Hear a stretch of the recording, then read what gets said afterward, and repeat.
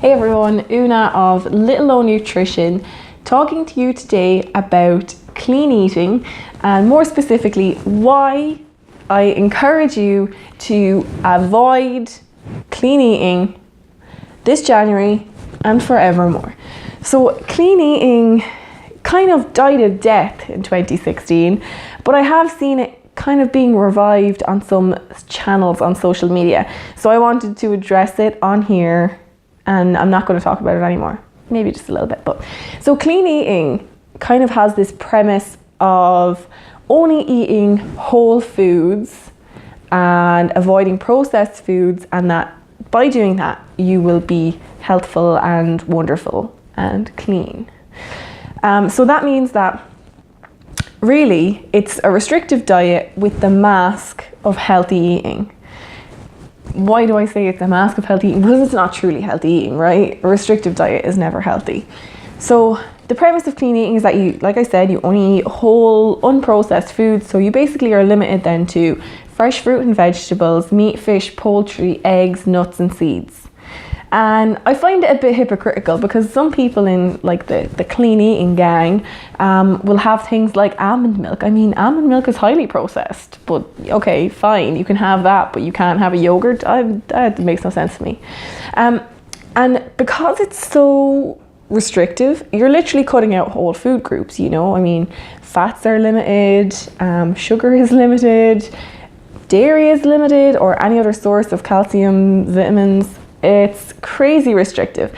And when a diet cuts out whole food groups like that, it makes you really self-aware of everything that you're eating. You're really preoccupied, like, is this in on my diet? Is this out on my diet? Is this clean? Is this dirty? Is this good? Is this bad? Can I have it? And that preoccupation with food can very quickly spiral into a disordered pattern of eating. And we've seen this countless times with people who started off as clean eaters and really unfortunately spiraled into having an eating disorder. So something like clean eating sounds reasonable, okay? But that doesn't mean it is. Just because they say, oh, all you have to do is just not eat processed foods. Dude, everything is processed. Everything is processed.